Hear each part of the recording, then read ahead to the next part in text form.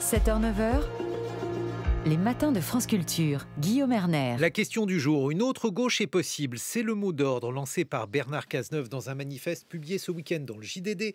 Parallèlement, l'ancien Premier ministre ajoute dans une interview au même JDD, le PS s'est laissé toutouiser, estimant que la gauche est sous domination de Jean-Luc Mélenchon. Des propos sans détour, un manifeste pour la social-démocratie signé par 400 personnalités. Bonjour Marion Fontaine. Bonjour. Vous êtes historienne, professeure à Sciences Po et spécialiste des socialismes et du mouvement ouvrier. Dans ce manifeste pour une gauche social-démocrate, républicaine, humaniste, écologique, Bernard Cazeneuve défend un certain nombre de valeurs, d'orientation. Si vous deviez donner un résumé de ce texte, que diriez-vous, Marion Fontaine ?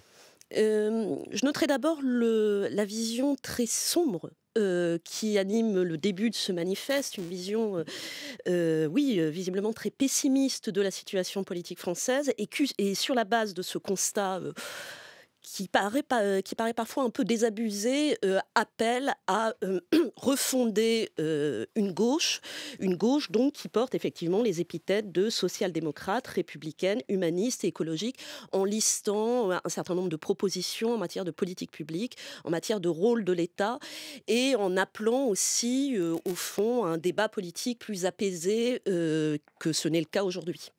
Une vision sombre, une vision également qui se veut social-démocrate. La social-démocratie, qu'est-ce que c'est pour vous dans le contexte actuel ? Dans quelle mesure celle-ci n'est pas défendue sur l'échiquier politique, en dehors donc de cette sensibilité que voudrait incarner Bernard Cazeneuve, semble-t-il ? Je pense que c'est une grande question. Le terme social-démocratie n'a jamais eu beaucoup de sens dans le contexte politique français. C'est la social-démocratie au sens classique, avec ce que ça suppose de liaison avec les syndicats, par exemple. Et plutôt quelque chose que l'on retrouve en Allemagne, dans les pays scandinaves. Depuis 10 ou 20 ans, la social-démocratie est devenue le synonyme de politique réformiste de gauche, mais on ne peut quand même que s'interroger dans ce manifeste sur la propension à user de mots un petit peu usés, justement, social-démocratie, etc., sans qu'on sache véritablement quel contenu novateur on entend donner. Qu'est-ce que c'est que la social-démocratie au XXIe siècle ? Pour vous, le terme est usé ? Le terme social-démocratie, oui, je pense, quitte à reprendre un terme historique, pourquoi ne pas reprendre ce terme qui, en France, a été bien plus employé de socialisme, tout simplement.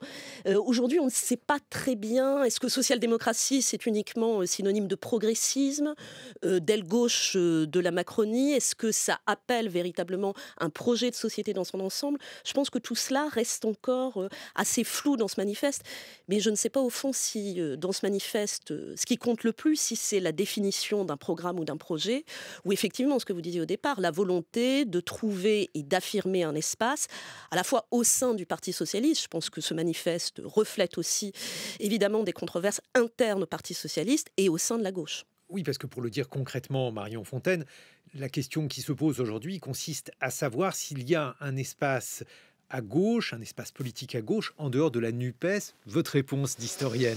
L'avenir le dira, c'est très compliqué. Disons que je pense qu'au moins, il y a un certain nombre de questions, si on veut trouver cet espace, ce qu'il faut régler.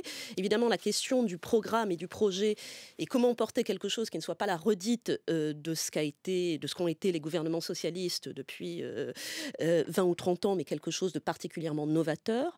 À qui on parle ? Et je trouve que le manifeste est très flou, se parle en général à la société française, mais on ne sait pas très bien quelle catégorie ou quelle part de la société il entend mobiliser et sous quelle forme. Et là aussi, est-ce que c'est un appel à structurer véritablement une autre organisation politique ?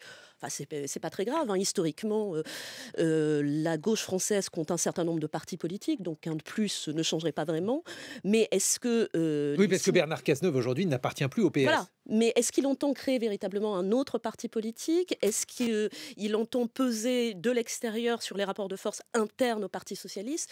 Je trouve que c'est aussi tout cela qui n'est pas très clair à l'heure actuelle. Bon, mais l'idée qui consiste à dire on va prendre la gauche par la partie la moins radicale, c'est une idée qui peut, par exemple, rappeler à certains égards, mais je m'adresse à vous, Marion Fontaine, le plan, par exemple, de François Mitterrand.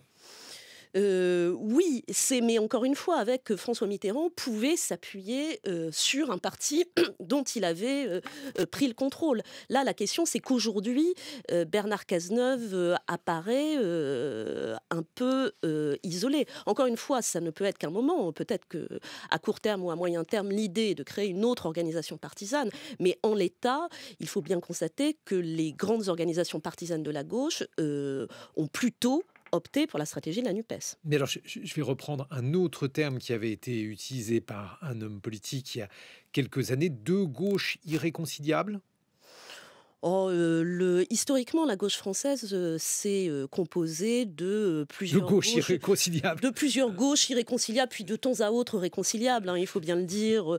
Jaurès et Gued, Blum et les communistes. Enfin, il y a plein d'exemples.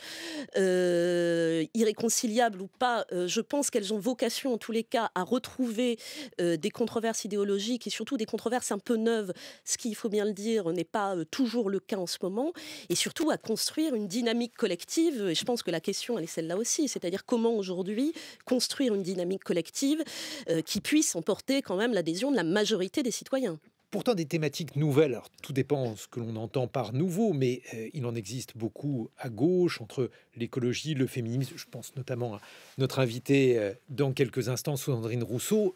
Ces notions sont des notions relativement nouvelles à l'échelle de l'histoire de la gauche. Marion Fontaine, je me trompe?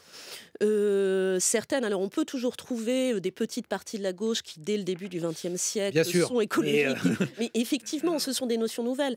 Toute la question, et je pense qu'aujourd'hui, personne à gauche n'a véritablement trouvé la solution, c'est comment faire fond à la fois sur l'héritage historique de la gauche en termes de défense des classes populaires, en termes d'organisation de l'économie, et intégrer également ces nouvelles notions, mais qui portent aussi, je pense, par exemple, sur le sens du travail, sur les attentes des jeunes générations. Et alors, justement, si on continue avec les gros mots, la rupture avec le capitalisme, est-ce que ça, par exemple, c'est un distinguo entre possiblement ces deux gauches? Je ne sais pas, enfin ce que j'ai vu du programme de la NUPES ne me paraissait pas indiquer une rupture absolue avec le capitalisme. J'ai peut-être mal lu, mais... Non, mais il y a une critique radicale du capitalisme qui, elle, est largement atténuée dans ce que l'on peut imaginer du discours de Bernard Cazeneuve et de ses soutiens. Je trouve que justement le discours sur le capitalisme dans ce manifeste, il n'est au fond pas très présent, que ce soit même y compris pour en faire l'éloge. Je pense que là encore... je ne suis pas sûre que la NUPES soit absolument anticapitaliste. Je n'ai pas l'impression que là aussi, le discours sur le capitalisme globalisé, etc., soit véritablement encore à ce point affûté. Si vous voulez, je pense que la conclusion, ce qu'on peut noter, c'est que pour finir, ce manifeste est un reflet de plus de l'immense confusion qui traverse la gauche, de sa situation de grande indétermination et de la nécessité pour toutes les parties de la gauche, là je pense que ça concerne tout le monde, de travailler idéologiquement et intellectuellement. En conclusion, en avril, vous aviez signé un article dans Le Monde qui s'intitulait « Le socialisme est nu d'une nudité qui rouvre des chemins que le XXe siècle avait clos ». Vous ne changez pas le titre de l'article? Non. Effectivement, je pense que dans toutes ces composantes, qu'il s'agisse de ceux qui se revendiquent du réformisme, enfin je pense que tous les socialistes d'ailleurs se revendiquent du réformisme, dans tous ces choix d'alliance, pour l'instant effectivement on est encore dans une situation de grande indétermination, mais c'est intéressant pour les historiens du politique, ça laisse plein de choses à observer dans les semaines et dans les mois qui suivent. Même si la critique radicale du capitalisme, elle existe toujours à gauche, par exemple, chez Sandrine Rousseau, j'ai son livre sous les yeux Par-delà l'Androcène aux éditions du Seuil. On verra dans quelques instants si elle est d'accord avec ma lecture. Merci beaucoup, Marion Fontaine, de nous avoir rendu visite. 7h23 sur France Culture.